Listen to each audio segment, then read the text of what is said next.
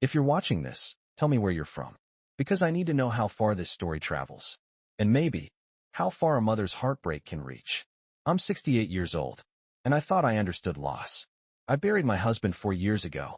I've sat in hospital waiting rooms, signed papers no wife should ever sign, and learned how to sleep in a bed that suddenly felt too big. But none of that prepared me for what my daughter did to me on Mother's Day. That morning started quietly. Too quietly. The kind of silence that creeps into your bones. I woke up at 6:30 a.m. out of habit. My late husband, Thomas, always woke early. For a moment, I forgot he was gone. Then I turned, and the other side of the bed was still empty. Like always. I made coffee. 1 cup. I used to make 2. I still sometimes catch myself reaching for the second mug. Grief doesn't leave. It just learns to sit quietly. My daughter, Lena, had called the night before. Her tone was polite. Distant. Mom, we're doing Mother's Day brunch at Ethan's mom's house. You should come. 1 p.m. You should come. Not we'd love to have you. Not I miss you. Just an obligation. Still, I said yes. Because that's what mothers do. We show up. Even when we're not invited with love. At exactly 1 p.m., I pulled into Margaret Whitmore's driveway. Of course she hosted. Margaret always hosted. Her house looked like something out of a lifestyle magazine. White stone walls, trimmed hedges, a fountain that probably cost more than my first car. Everything about her said effortless perfection. Everything about me felt invisible next to her. I walked into the backyard. Laughter. Champagne glasses. Designer dresses. And there she was. My daughter. Sitting next to Margaret. Leaning close, whispering something that made them both laugh. The kind of laugh she used to have with me. Years ago. Clara. Margaret called out when she saw me. Her smile was flawless. Practiced. Glad you could make it. Lena glanced at me.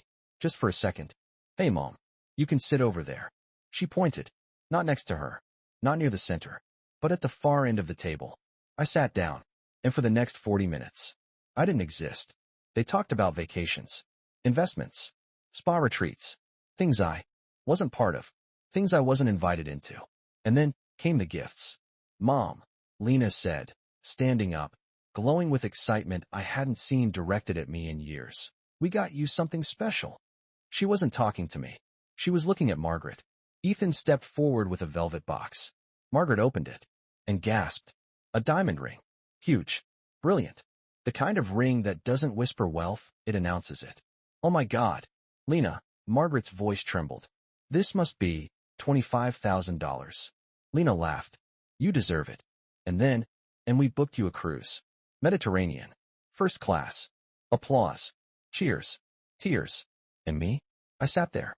Hands folded. Heart slowly breaking. Then Ethan looked at me. His smile, less certain. And, this is for you, Clara. Lena handed me a small gift bag. Light. Too light. Inside was a plastic rose. Still attached to a $1.99 tag. And a card. Generic. Printed. Inside, in her handwriting. Thanks for everything. That's when I knew. Something had broken. Not just in my heart, but in the story I'd been telling myself for years. And I had no idea yet how much it was going to cost all of us. I smiled. After 68 years, you learn how to hide pain so well that even you start believing it's not there. It's beautiful, I said. My voice was steady. That surprised me. No one responded. For a moment, the table fell silent. Margaret shifted uncomfortably. Ethan looked down at his plate. But Lena? She had already turned away. Already laughing. Already gone. I sat there holding that plastic rose. Trying to pretend it wasn't a message. Trying to pretend it wasn't exactly what I had become in her life. Someone who didn't matter. The rest of the afternoon blurred together. Conversations I wasn't part of. Laughter I wasn't invited into. Moments that passed through me like I wasn't even there. At 3:12 p.m., I stood up. I should get going. No one stopped me. Lena didn't even stand. Okay, Mom. Drive safe. That was it. I walked to my car, closed the door, and just sat there. I didn't start the engine. I stared at the plastic rose in my hand. And for the first time, I stopped thinking about the gift and started thinking about everything else. Because deep down, I knew this wasn't about one day. And I had no idea yet how much the truth was about to cost all of us. That night, I didn't cry. I went into my office. I've always kept everything. Receipts, contracts, records.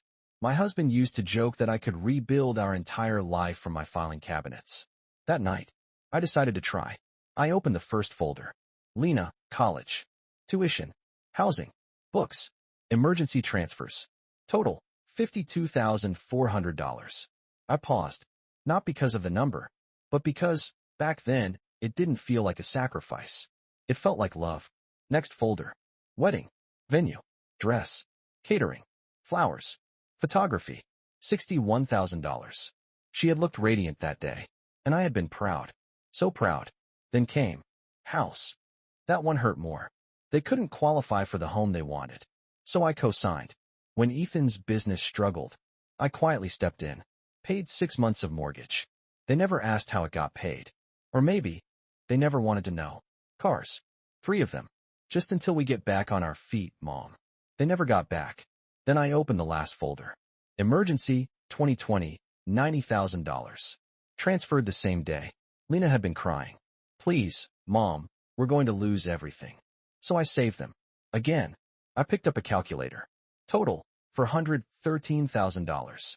I stared at the number. And suddenly, that plastic rose made perfect sense. But what I discovered next hurt even more. The next morning, I didn't feel sad. I felt clear. There's a difference. Sadness keeps you stuck. Clarity forces you to act. I opened my laptop, pulled up my business accounts. Hartwell Consulting. 32 years of work. Built from nothing. And for the first time, I asked myself a question I had avoided for years. What am I still doing this for? It wasn't for security. I had more than enough. It wasn't for purpose. I had already built something meaningful. It was for them. And somewhere along the way, they stopped seeing it as a gift. It became something else. An expectation. My phone buzzed. Lena. Mom, can we borrow your SUV? Ethan's truck broke down. I stared at the message. Normally, I would have answered immediately. Yes, of course. But this time, I typed something different. I'll think about it. 3 words. And somehow, they felt like the beginning of everything changing. Monday morning, I sat across from my attorney, Margaret Chun. She studied me carefully. You look exhausted. I am. I didn't hesitate. I want to sell the company. Silence. Then, Clara, your entire company? Yes. That's not a small decision. I know. Why now? I took a slow breath. Because I need to know something. She waited. I need to know if my daughter loves me, or just depends on me. I told her everything. The money, the support, the pattern, the plastic rose. When I finished, Margaret leaned back. If you do this, their entire lifestyle will collapse. I understand. And your relationship with her may not survive. I looked out the window. It hasn't been real for a long time. Margaret nodded slowly. Then we do this carefully. But I already knew. This wasn't going to be gentle. The changes started small, quiet, intentional. I called Ethan. I'm reviewing vendors for my properties. His voice tightened instantly. But we've worked together for years. Yes. And now I'm exploring other options. Panic slipped through his tone. Next, I contacted clients Lena worked with.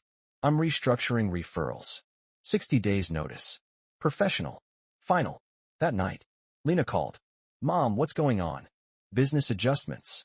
But that's my income. You're capable. You'll figure something out. Silence. Then, you're acting different. No. For the first time in years. I wasn't. But I could feel something building. And it wasn't going to stay quiet for long. 3 weeks later, everything shifted. Because of one phone call. A man asking about the sale. A man who had spoken to my assistant. I don't have an assistant. But I knew exactly who had answered that phone. I called home. Mom's house. This is Lena. My chest tightened. What are you doing in my house? A pause. Then, I was worried, Mom. I thought something was wrong. I came to check on things. Not the truth, but closer. I'm coming home, I said.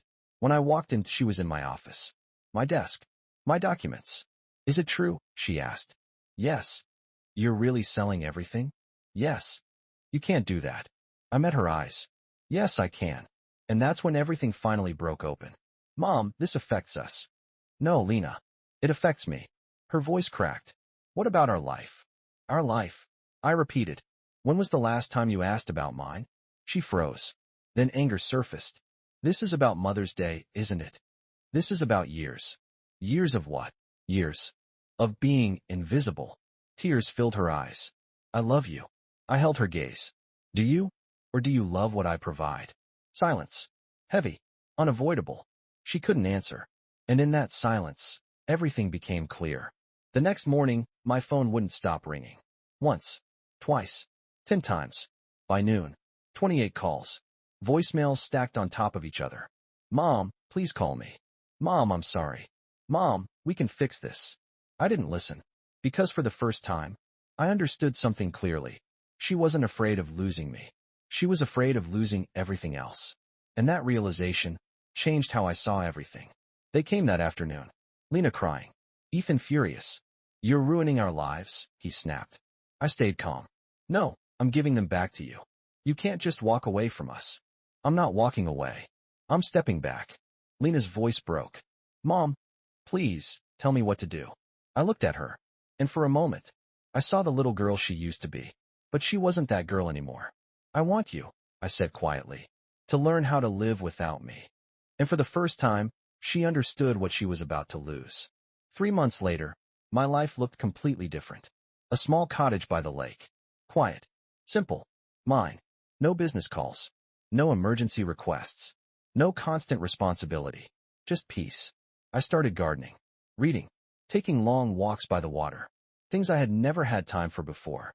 Then one day, a message arrived. Ethan's business collapsed. Lena is working at a local school. Within months, everything they had depended on began to unravel. I read the message. And for the first time, I didn't feel responsible. Because this time, they were living their own lives. 6 months later, a letter arrived. Handwritten. From Lena. She wrote about losing everything. About learning to stand on her own. About understanding what she hadn't before. You weren't punishing me. You were freeing both of us. I sat with that letter for a long time. Then I picked up a pen, and I started writing back. But I didn't send it. Not yet. Because some relationships need time to heal. And some love has to be rebuilt slowly. Not with money, but with truth. I'm 68 years old. And for the first time in decades, I'm not someone's safety net. I'm just me. And finally, that feels like enough.